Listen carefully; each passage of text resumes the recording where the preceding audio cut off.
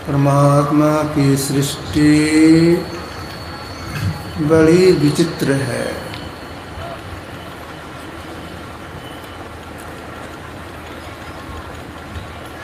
करोड़ों ब्रह्मांड है। प्रत्येक ब्रह्मांड को सुचारू रूप से चलाने के लिए एक ब्रह्मा, एक विष्णु, एक महेश की नियुक्ति की गई है। तो करोड़ों ब्रह्मा विष्णु महेश हैं। उनमें क्षीर साई भगवान विष्णु राम के रूप में अवतरित हुए। नरलीला करने के लिए अवतरित हुए। अपने राजत्व काल में भगवान श्री राम कभी कभी आम सभा बैठाते थे। आम सभा से मतलब तो सभी कोई आ सकते, किसी को रोक नहीं। भगवान राम आम सभा बैठाए। आम सभा में गुरुजन भी थे, प्रजा लोग भी थे, मंत्री लोग भी थे। अब देखिए, जो महापुरुष होते हैं उनके बोलने की कैसी कला होती है। गुरुजनों को संबोधन नहीं किए। अभी हम लोगों ने ग्रंथ पाठ में सुना, सुन रहो सकल पुरजन मम बानी। हे प्रजा, मेरी बातों को सुनो।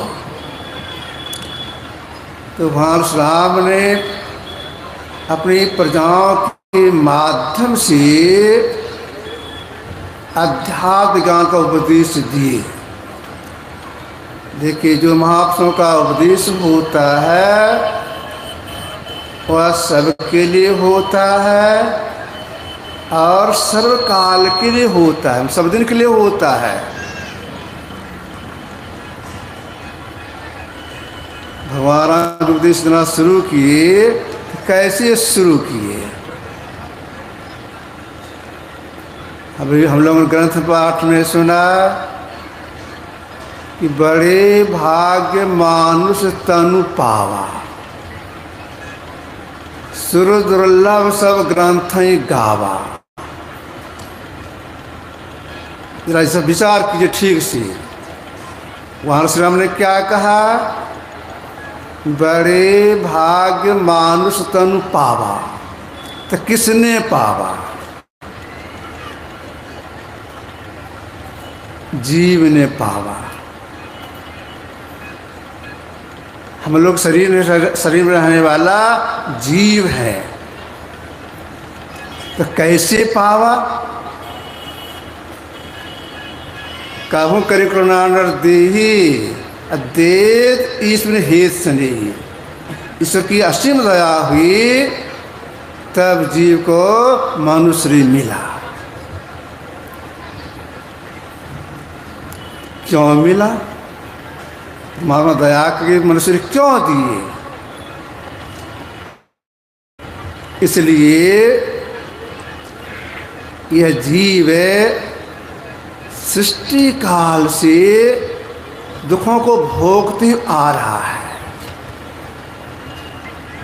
मनुष्य आकर के ऐसी साधना करे कि सदा के लिए दुखों से छूट जाए। वशिष्ठ के अंदर आवे ही नहीं सिद्धांत करने के लिए। यह कैसे होगा? हम भी सृष्टि के अंदर नहीं आवे, दुखों से छूट से, इसके लिए क्या करना होगा? भगवान राम अवसर निकाल करके कभी कभी अपने प्रिय भक्त हनुमान जी को उपदेश दिया करती थी। हनुमान जी को उपदेश देने के सिलसिले में उपदेश दिए थे दर्शना दर्शन हित्वा स्वरूपतः यो आस्क साधन ब्रह्म स्वब्रह्मवित् स्वयं।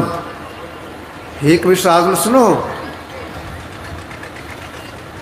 दृश्य और दृश्य को त्याग करे मनुष्य केवल ब्रह्म ज्ञानी ही नहीं, वे स्वयं ब्रह्म ही हो जाती है। जो स्वयं ब्रह्म हो गए तो उनको कोई दुख रहा, कोई दुख नहीं रहा।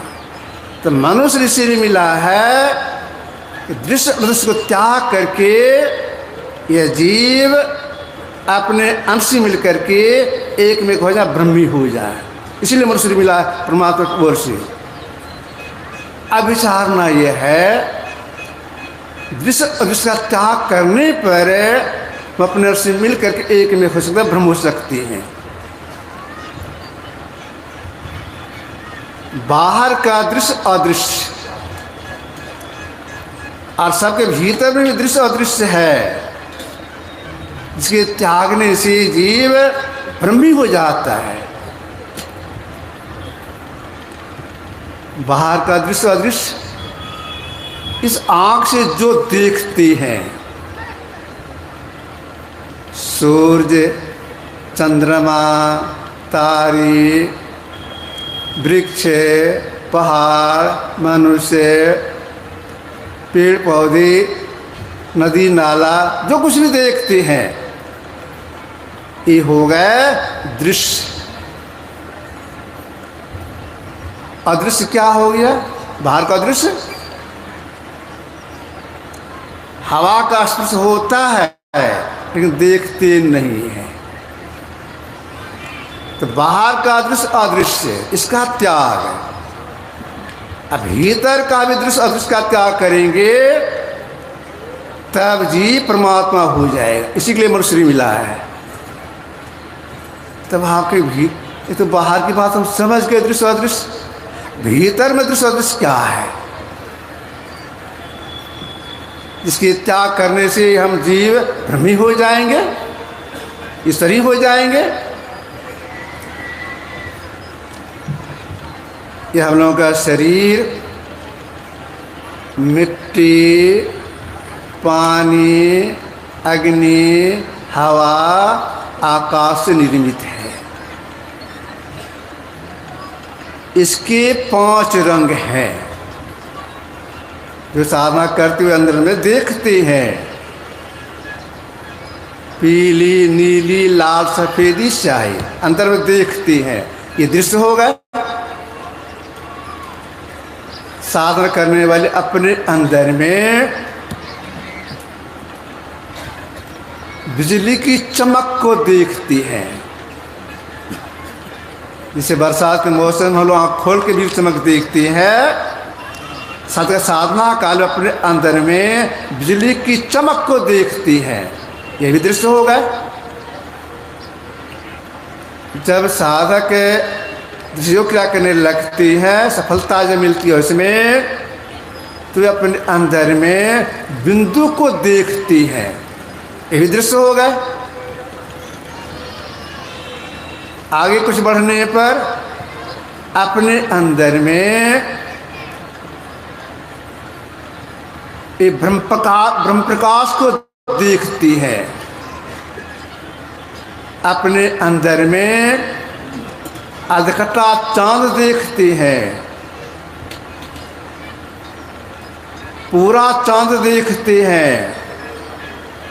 चांद के चारों तरफ लाल घेरा रहता है, उसको भी देखते हैं। ताराओं को देखते हैं, एक तारा को देखते हैं। ये सब के सब हो गए दृश्य। इसका त्याग। अदृश्य क्या हो गया? जो साधना करती है अपने अंदर में, जब इस धारा को जोड़ लेती है, बिंदु का उदय होता है, बिंदु में था नाद बोले, उस बिंदु में नाद बोलता, नाद सुनाई पड़ता है। वह देखने में नहीं आता, केवल सुनने में आता है। वह कौन सा नाद है, शब्द कौन सा शब्द है?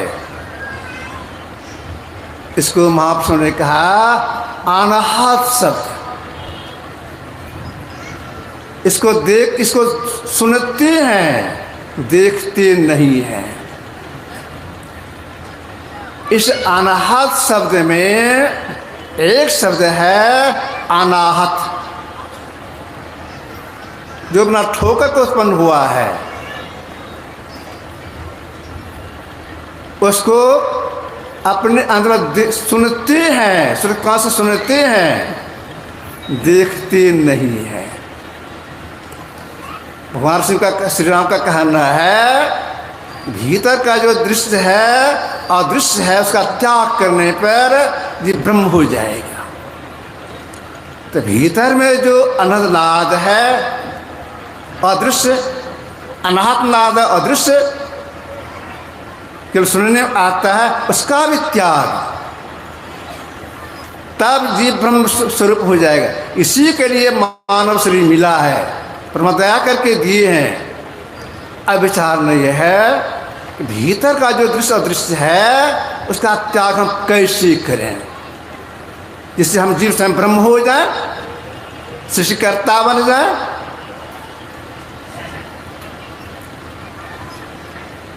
इसके लिए महापुरुषों ने कहा पिंड छोड़िए ब्रह्मांड चलाए। अगर भीतर के दृश्य का त्याग करना चाहते हैं तो पिंड को छोड़कर ब्रह्मांड में चलना होगा। आँख नीचे पिंड का भाग है, ऊपर ब्रह्मांड का भाग है, ऊपर चलना होगा। अब ऊपर चलने के लिए क्या करना पड़ेगा? ऊपर चलने के लिए अपना सिमटाव करना होगा। सिमटाव से उर्दगति होती है, ऊपर चढ़ाई होती है। इस सिमटाव के लिए अब क्या करें? परमात्मा जपने के बहुत से नाम हैं। दादू सृजनहार के केते नाम अनंत, सृजन परमात्मा के बहुत से नाम हैं। उनमें से एक नाम का जप, नाम समझ रूप का ध्यान, या गुरु इनका उनके रूप का ध्यान, ये हो गए असल उपासना।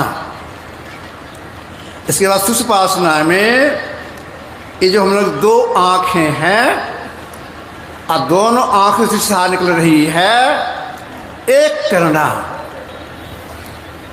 अगर कोई एक कर लेते हैं अपने अंदर प्रेस करके, भीतर में दृश्य को देखते हैं, दृश्य को सुनते हैं, प्रकाश को देखते हैं, ब्रह्मनाद को सुनते हैं।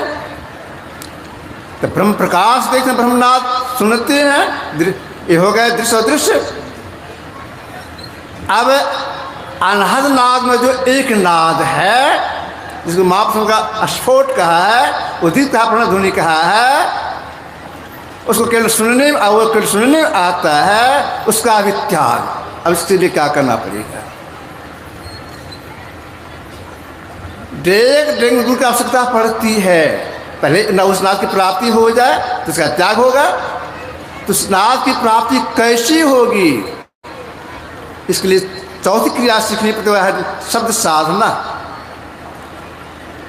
सब साधना में आँख बंद, मुंह बंद और कान लगा कर इसकी खोज करनी पड़ती है। और गुरु की दया से एक की प्राप्ति हो जाती है, आजमत की प्राप्ति होती है, तो हो गया अदृश्य। अब उसका भी त्याग, उसका त्याग कैसे करेंगे? वह शब्द जो आदि शब्द है उसका चुंबकीय गुण है, आपने खींचने का गुण है, जीवात्मा से पकड़ा चला जाता है।